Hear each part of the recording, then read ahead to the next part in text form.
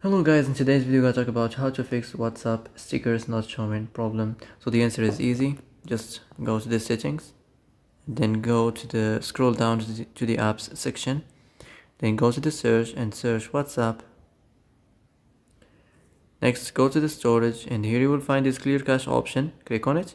Then you can go check it if it worked. If it didn't, you can try to restart your phone, and if it didn't work again, maybe try to clear data, but be careful if you want to clear data, all the files and all the messages and the chats and the databases and the settings will be deleted, so be careful.